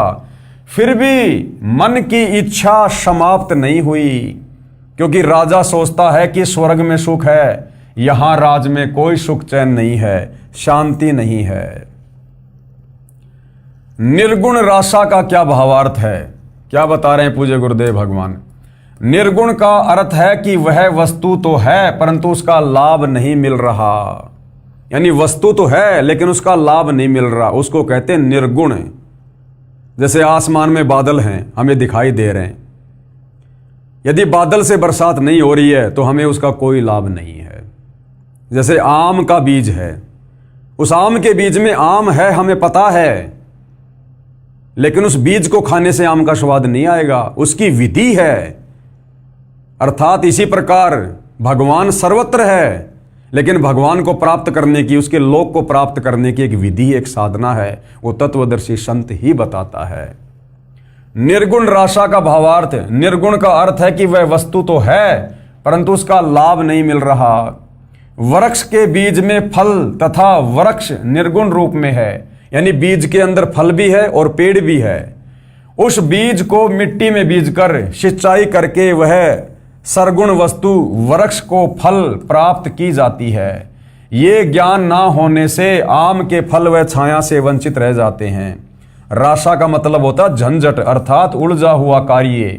सूक्ष्म वेद में परमेश्वर कबीर जी ने कहा है कि नो मन सूत उलझिया ऋषि रहे झकमार, सतगुरु ऐसा सुलझा दे उलझे न दूजी बार। 9 मन यानी 360 किलोग्राम, सूत यानी कच्चा धागा। कबीर 9 मन सूत उलझिया ऋषि रहे झकमार, सतगुरु ऐसा सुलझा दे उलझे न दूजी बार। इन हमारे ज्ञानहीन, तत्व ज्ञानहीन धर्म गुरुओं ने, वो चाहे किसी भी धर्म का है, इन्होंने भक्ति मार्ग को, इन शास्त्रों की उल्टी व्याख्या समाज को बता बता के इतना उलझा दिया, इतना उलझाल दिया जैसे 9 मन सूत। अब भाई और बहनों 1 किलो सूत अगर वो उलझ पुलझ हो जाए तो परमात्मा कहते हैं उसको सुलझाने में कारीगर को पूरा दिन लग जाता है। यानी भक्ति मार्ग को सदियों से इन्होंने तत्व ज्ञान के अभाव में इतना उलझा दिया समाज को शास्त्र विरुद्ध साधना पर लगाकर कि अब उसको सुलझाना मुश्किल हो रहा है। लेकिन वो सुलझाएगा कौन? सतगुरु। नौ मन सूत उलझिया ऋषि रहे जकमार। इस भक्ति मार्ग को इतना उलझा दिया कि ये हमारे धर्म गुरु सुलझाने में लगे हुए हैं, लेकिन ये सुलझा नहीं पा रहे। और सतगुरु ऐसा सुलझा दे, उलझे न दूजी बार। अब सतगुरु रामपाल जी ने अपने तत्व ज्ञान से इन धर्मशास्त्रों को खोल खोल कर ऐसा सुलझा दिया, ऐसा समझा दिया, इस कलयुग में परमात्मा चाहने वाली आत्माओं के लिए दोबारा नहीं उलझेगा। कबीर नौ मन सूत उलझिया ऋषि रहे जकमार। सतगुरु ऐसा सुलझा दे, उलझे न दूजी बार। क्या कह रहे हैं? परमेश्वर कबीर जी ने कहा है कि अध्यात्म ज्ञान रूपी नौ मन सूत उलझा हुआ है। 1 किलोग्राम उलझे हुए सूत को सीधा करने में 1 दिन से भी अधिक जुलाहों का समय लग जाता था। यदि सुलझाते समय धागा टूट जाता तो कपड़े में गांठ लग जाती। गांठ गठीले कपड़े को कोई मोल नहीं लेता था। इसलिए परमेश्वर कबीर जुलाहे ने, जो जुलाई की भूमिका कर रहे थे 650 साल पहले, जुलाहों का सटीक उदाहरण बताकर समझाया है कि अधिक उलझे हुए सूत को कोई नहीं सुलझाता था, उसको फेंक ही देते थे। अध्यात्म ज्ञान उसी 9 मन उलझे हुए सूत के समान है, जिसको सतगुरु अर्थात तत्वदर्शी संत ऐसा सुलझा देगा जो पुनः नहीं उलझेगा। अब सतगुरु रामपाल जी ने सुलझा दिया, धर्मशास्त्रों को खोल खोल के बता दिया कि समर्थ भगवान कौन है, शास्त्र अनुकूल साधना क्या है। आप और हमारे समझ में आ गया, तो अब आप और हम नहीं उलझ सकते, चाहे कोई कितनी अटबट क्यों ना करे। बिना सुलझे आध्यात्मिक ज्ञान के आधार से अर्थात लोकवेद के अनुसार साधना करके स्वर्ग नरक 84 लाख प्रकार के प्राणियों के जीवन, पृथ्वी पर किसी टुकड़े का राज्य, स्वर्ग का राज्य प्राप्त किया, फिर पुनः जन्म मरण के चक्कर में गिरकर कष्ट पर कष्ट उठाया, परंतु काल ब्रह्म की वेदों में वर्णित विधि अनुसार साधना करने से वह परम शांति तथा सनातन परम धाम प्राप्त नहीं हुआ, जो गीता अध्याय 18 श्लोक 62 में कहा है। और न ही परमेश्वर का वह परम पद प्राप्त हुआ जहां जाने के पश्चात साधक लौटकर संसार में कभी नहीं आते, जो गीता अध्याय 15 श्लोक 4 में कहा है। काल ब्रह्म की साधना से निम्न लाभ होता है। क्या होता है? वाणी संख्या 3। इंद्र कुबेर ईश की पदवी, ब्रह्मा वरुण धर्मराया, और विष्णुनाथ के पुर को जाकर बहुर अपूठा आया। यानी हमने मनुष्य जन्म में घोर साधना की, उस साधना के प्रतिफल में हम ऊपर के लोकों में चले गए, ब्रह्मा विष्णु महेश के हमने पद प्राप्त किए। लेकिन जैसे हमारी भक्ति कमाई नष्ट हुई, हमें वहां से धक्के दे दिया गया, हम पुनः वापस जन्म मरण में आए, लख 84 योनियों में गए, किंतु हमें वो मोक्ष मार्ग नहीं मिला। वो मोक्ष मार्ग मिलता है तत्वदर्शी संत की शरण में आने के बाद, जो आज हमें मिला है। सरलार्थ, काल ब्रह्म की साधना करके साधक इंद्र का पद भी प्राप्त करता है। इंद्र स्वर्ग के राजा का पद है। इसको देवराज अर्थात देवताओं का राजा तथा सुरपति भी कहते हैं। ये सिंचाई विभाग अर्थात वर्षा मंत्रालय भी अपने अधीन रखता है। अब यहां पर गुरुदेव भगवान कह रहे हैं कि मन में एक प्रश्न खड़ा होगा कि इंद्र की जो पदवी है वो कैसे प्राप्त होती है, इंद्र की पोस्ट आत्मा को कैसे प्राप्त होती है। तो क्या कह रहे हैं गुरुदेव? उत्तर, अधिक तप करने से या 100 मण 4000 किलोग्राम गाय या भैंस के घी का प्रयोग करके धर्म यज्ञ करने से एक धर्म यज्ञ संपन्न होती है। 100 मण देसी घी लगाकर जो यज्ञ की जाती है, अब जिसमें 100 मण देसी घी लगेगा, उसमें बाकी सामान आटा, मैदा, चीनी, ये और कितना सामान लगेगा।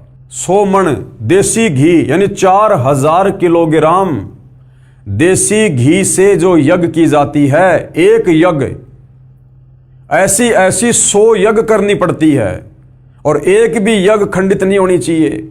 अगर आपने ऐसी 99 यज्ञ पूरी कर ली, इतना धन, इतनी सावधानी आपने बरती, और 100वीं यज्ञ यदि आपकी खंडित हो गई, कोई नियम मर्यादा में चूक हो गई, तो आपकी सारी यज्ञ खंडित मानी जाएगी और आपने फिर से इंद्र की वो पदवी प्राप्त करने के लिए नए तरीके से 1 नंबर से आपने फिर से यज्ञ शुरू करना पड़ेगा।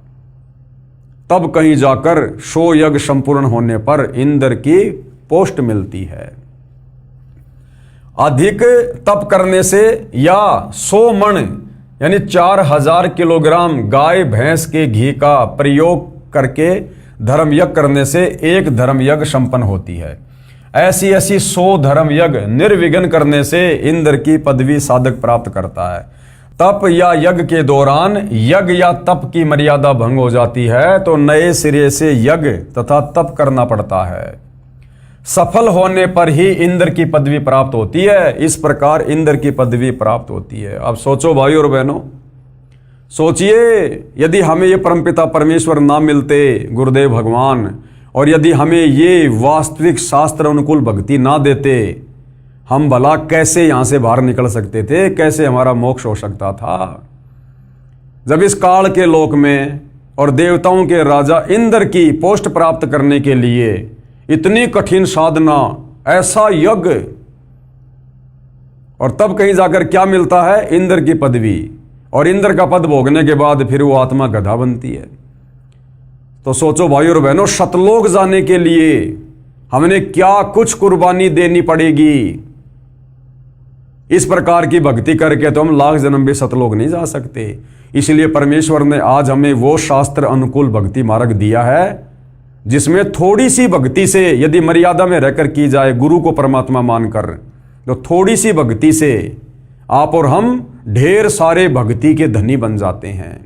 हमें जो गुरुदेव भगवान मंत्र देते हैं उनकी महिमा करते हुए बताते हैं कि एक शतनाम के मंत्र में यदि साधक मर्यादा में रहकर गुरु को परमेश्वर मानकर जाप करता है तो एक शतनाम मंत्र की इतनी कमाई है कि ये ब्रह्मा विष्णु महेश के जो 3 लोक हैं, स्वर्ग लोक, पाताल लोक और ये धरती पृथ्वी लोक, कहते हैं ये तो पासिंग है, पासिंग है, इनकी तो कोई वैल्यू भी नहीं है। इतनी कमाई, इतने भक्ति धन के धनी हम एक शतनाम की विधिवत जो है जाप से हम इतने धनी हो जाते हैं। तो सोचो भाई और बहनों, हम युगों युगों से कितने खाली हो चुके हैं भक्ति धन से, जो आज इतना सुमरण करके, इतनी भक्ति करके भी हमें कुछ महसूस नहीं हो रहा है। हालांकि हम जो भक्ति कमाई कर रहे हैं वो सूक्ष्म है, ये वैसे दिखाई नहीं देगी। अगर दिखाई देने लग गई तो हम इसको बर्बाद करने में भी पीछे नहीं हटेंगे। तो परमेश्वर ने सूक्ष्म तरीके से इस भक्ति धन को जमा करना होता है। जिस प्रकार एक तो कोई व्यक्ति नोटों का थैला भरकर बैंक में जाता है पैसे जमा कराने, तो सबको पता होता है कि देखो इतने सारे नोट। और आजकल मोबाइल में क्या होता है, फोन पे, गूगल पे, पेटीएम, चाहे लाख रुपए डाल दो, पता ही नहीं चलता सेकंड में। तो इसी प्रकार से हम जो शास्त्र अनुकूल साधना गुरुदेव भगवान से लेकर कर रहे हैं, ये हमारी भक्ति कमाई हमें दिखाई नहीं दे रही, लेकिन ये सूक्ष्म रूप से जमा हो रही है उस भगत की जो भगत पूर्ण मर्यादा में रहकर गुरु को परमात्मा मानकर भक्ति कर रहा है। इस प्रकार इंद्र की पदवी प्राप्त होती है। फिर आगे एक सवाल मन में और उठेगा, इंद्र का शासन काल ये कितना है? जैसे प्रधानमंत्री का शासन काल है 5 साल, ऐसे ही देवताओं के राजा इंद्र का शासन काल जो है वो कितने समय का है? और मृत्यु उपरांत इंद्र के पद को छोड़कर प्राणी किस योनि को प्राप्त करता है? तो क्या कह रहे हैं गुरुदेव भगवान? उत्तर, इंद्र स्वर्ग के राजा के पद पर 72 चौकड़ी अर्थात 72 चतुर्युग तक बना रहता है। 72 चतुर्युग तक वो राज्य करता है। अब एक चतुर्युग में सतयुग, त्रेतायुग, द्वापर तथा कलयुग का समय होता है, जो 17,28,000 प्लस 12,96,000 प्लस 86,400 वर्ष प्लस 43,20,000 वर्ष, यानी एक जो चतुर्युग होता है, सतयुग, त्रेता, द्वापर और ये कलयुग, इन चारों युगों को मिलाकर कहते हैं एक चतुर्युग। और चारों युगों का समय कितना होता है? 43,20,000 वर्ष। इस प्रकार 72 चतुर्युग तक जो देवताओं का राजा है इंद्र, वो अपना राज्य करता है। सतयुग, त्रेतायुग, द्वापर युग और कलयुग का समय अर्थात 43,20,000 वर्ष का समय एक चतुर्युग में होता है। ऐसे बने 72 चतुर्युग तक वह साधक इंद्र के पद पर स्वर्ग के राजा का सुख भोगता है। एक कल्प अर्थात ब्रह्मा जी के एक दिन में जो 1008 चतुर्युग का होता है, 14 आत्मा यानी 14 भगत इंद्र के पद पर रहकर अपना किया हुआ पुण्य कर्म भोगते हैं। यानी श्री ब्रह्मा जी का जो एक दिन है वो 1008 चतुर्युग का होता है। 1008 चतुर्युग का ब्रह्मा का केवल दिन होता है और इतनी रात्रि। तो भाई और बहनों, यहां पर क्या कहा जा रहा है कि ब्रह्मा जी के एक दिन में 14 जीव इंद्र के पद पर रहकर, यानी इतना लंबा शासन काल पूरा करके और मृत्यु को प्राप्त हो जाते हैं। तो सोचो ब्रह्मा जी की कितनी उम्र होगी, और ब्रह्मा जी से 7 गुना ज्यादा विष्णु जी की, और विष्णु जी से 7 गुना ज्यादा शंकर जी का जीवन है। उसके बाद भी भाई और बहनों इनकी जन्म और मृत्यु होती है, और असंख्यों बार हो चुकी है, असंख्यों बार। और जब ऐसे ऐसे 70,000 शिव जी मर जाते हैं, उसके बाद एक ब्रह्मांड में रहने वाला ये सदाशिव, ये काल मरता है।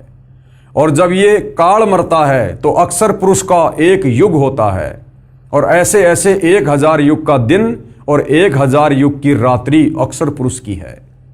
ऐसे ऐसे 30 दिन का एक महीना, 12 महीने का एक साल, और ऐसे ऐसे 100 साल की उम्र अक्षर पुरुष की। और कहते एती उम्र बुलंद मरेगा अंतरे, और अक्षर पुरुष भी असंख्यों बार मर चुका है। तब से भाई और बहनों आप और हम यहां इसी काल के लोक में कष्ट उठा रहे हैं। ये विचार करने की बात है। जरा सी गलती करी थी हमने, परमात्मा के विधान को तोड़ा था।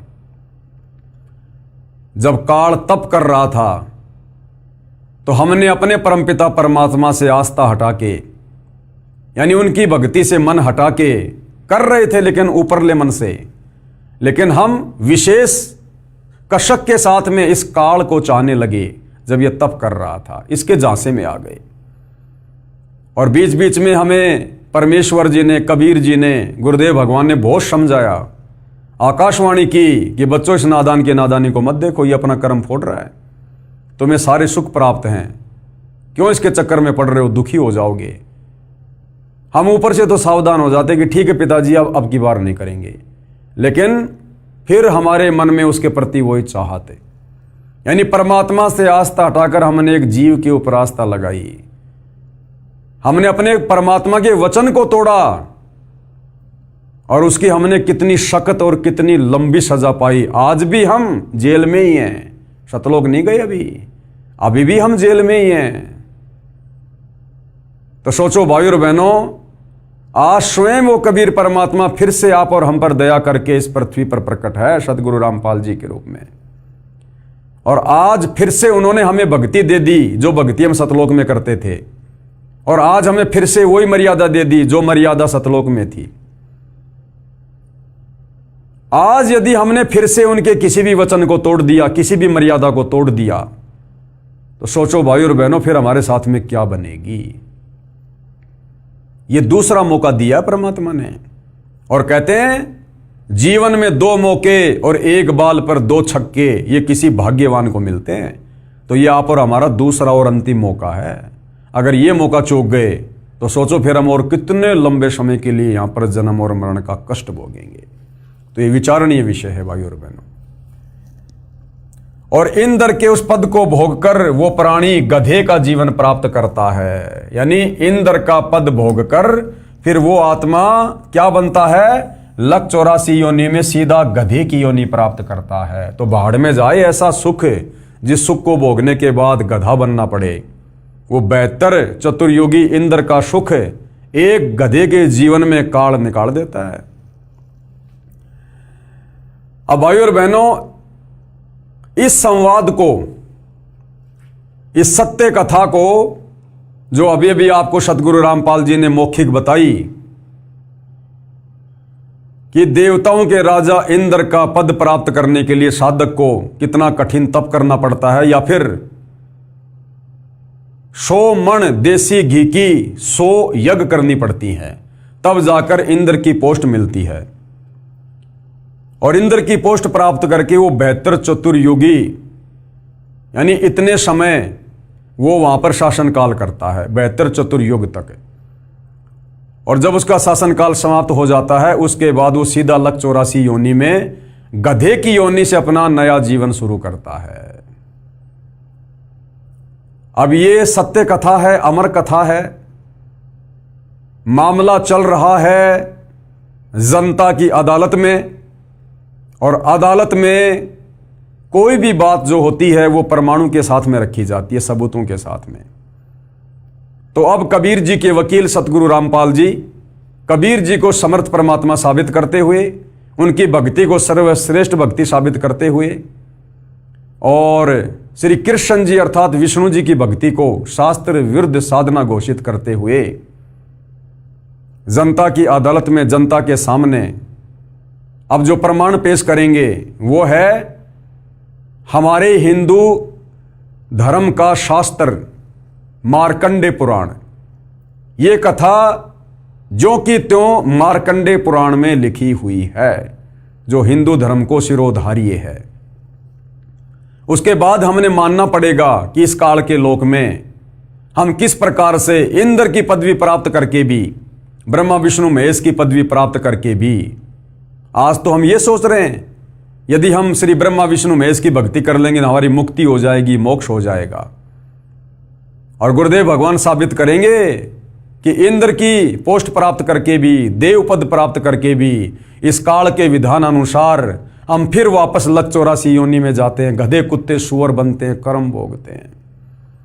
अर्थात 21 ब्रह्मांड में चारों वेदों और गीता जी के अनुसार साधना करके आप और हम मोक्ष प्राप्त नहीं कर सकते जब तक हमें तत्वदर्शी संत नहीं मिलेगा, जब तक हमें वो शास्त्र अनुकूल सत साधना नहीं मिलेगी, जब तक हमें गीता अध्याय 17 श्लोक 23 वाला वो अमर मंत्र ओम तत्सत नहीं मिलेगा, तब तक हम काल के कष्टों से मुक्त नहीं हो सकते, परम शांति को प्राप्त नहीं कर सकते, हम सतलोक नहीं जा सकते। तो ये सारा मामला जनता की अदालत में विचाराधीन है। एक तरफ श्री कृष्ण जी के वकील हिंदू धर्मगुरु खड़े हैं, दूसरी तरफ कबीर जी के वकील सतगुरु रामपाल जी खड़े हैं, और सतगुरु रामपाल जी धर्मशास्त्रों को आधार बनाकर जनता के सामने सारे प्रमाण कि कबीर बड़ा या कृष्ण, कबीर की भक्ति सर्वश्रेष्ठ या कृष्ण की, कबीर की भक्ति शास्त्र अनुकूल या कृष्ण की भक्ति शास्त्र विरुद्ध, इस बात को प्रमाणित कर रहे हैं, ताकि सदियों से भक्ति और भगवान के नाम पर भ्रमित भगत समाज अपनी आंखों से अपने ही धर्मशास्त्रों में छुपी सच्चाई को देखकर तत्वदर्शी संत सतगुरु रामपाल जी से उपदेश लेकर अपनी आत्मा का कल्याण करवाए। तो भाई और बहनों, ये जो मार्कंडे ऋषि की जो कथा है, जो मार्कंडे पुराण में है, जिसमें इंद्र जी का संवाद है, इस विषय पर हम जनता की अदालत में कल रात्रि 8:30 बजे चर्चा करेंगे, और हम जानेंगे कि वास्तव में शास्त्र अनुकूल साधना के बिना हम कितना ही जप कर लें, कितना ही हम तप कर लें, कितना ही दान धर्म कर लें, हम ऊपर के लोकों में राजा बन सकते हैं, देवताओं के राजा बन सकते हैं, देव पद प्राप्त कर सकते हैं, देवताओं के लोक में हम उनके नौकर बन सकते हैं, परंतु हम मोक्ष प्राप्त नहीं कर सकते। और मोक्ष नहीं मिला तो क्या फायदा इतनी मेहनत का, इतने तप करने का, इतने यज्ञ करने का, व्यर्थ, यूजलेस। तो भाई और बहनों, कल जनता की अदालत में फिर पेश होंगे ये प्रमाण देखने के लिए, ताकि आत्मा को दृढ़ता मिले और हम तुरंत सत भक्ति पर लगें। तो कल परमेश्वर की सेवा में फिर हाजिर होंगे। तब तक पूज्य गुरुदेव भगवान हम सबको आज्ञा दे, आशीर्वाद दे, सद्बुद्धि दे, हमारा मार्गदर्शन करे, हम सबको भ्रमने और भटकने से बचाए। बंदी छोड़ सतगुरु रामपाल जी परमेश्वर जी की जय हो।